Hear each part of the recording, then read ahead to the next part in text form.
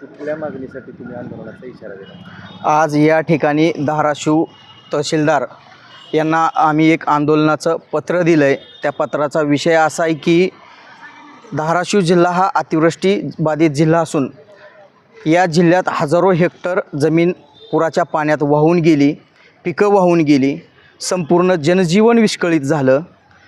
त्याच जिल्ह्यातल्या सरकारनं, महाराष्ट्र सरकारनं शेतकऱ्यांना अनुदानासाठी काही रक्कम देऊ केली, पण सदरची रक्कम देत असताना एक महत्त्वाची त्यांनी खुटी टाकली की ज्यांचा फार्मर ID आहे अशा शेतकऱ्यांनाच ती रक्कम मिळणार।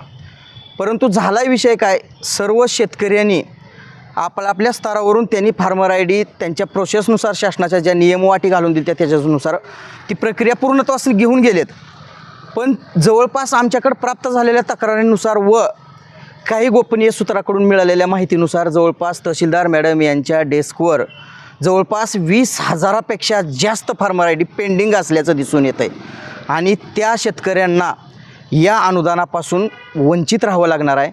आधीच पावसानं त्यांच्या अनात माती कालवायचं काम केलं, त्या ठिकाणी परत पुन्हा हे सरकार आणखीन माती कालवायचं काम करत असताना त्यांना हे अधिकारी जणू एक प्रकारे साथच देत आहेत।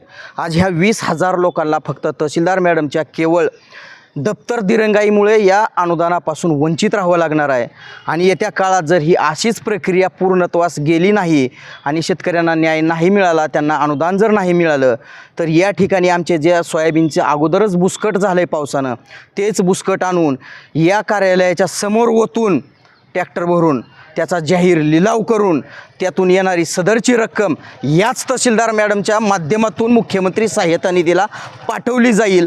त्यावेळेस होणाऱ्या परिणामाची सर्वस्वी जबाबदारी या तहसीलदार मॅडम यांच्या खांद्यावर असेल।